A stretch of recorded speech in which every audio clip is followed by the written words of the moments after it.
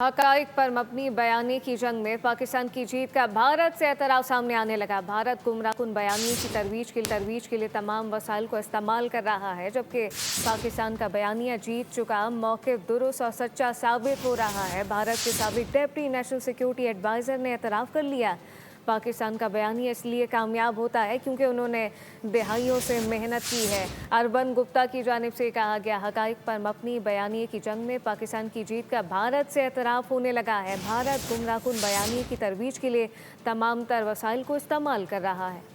हक़ाइक़ पर मबनी बयानी की जंग में पाकिस्तान की जीत का भारत से एतराफ़ सामने आने लगा। भारत गुमराहकुन बयानी की तजवीज़ के लिए तमाम वसाइल को इस्तेमाल कर रहा है, जबकि पाकिस्तान का बयानिया जीत चुका मौक़िफ़ दुरुस्त और सच्चा साबित हो रहा है। भारत के साबिक़ डिप्टी नेशनल सिक्योरिटी एडवाइज़र ने एतराफ़ कर लिया, पाकिस्तान का बयानिया इसलिए कामयाब होता है क्योंकि उन्होंने दहाइयों से मेहनत की है। अरबन गुप्ता की जानिब से कहा गया, हक़ाइक़ पर मबनी बयानी की जंग में पाकिस्तान की जीत का भारत से एतराफ़ होने लगा है। भारत गुमराहकुन बयानी की तजवीज़ के लिए तमाम तर वसाइल को इस्तेमाल कर रहा है।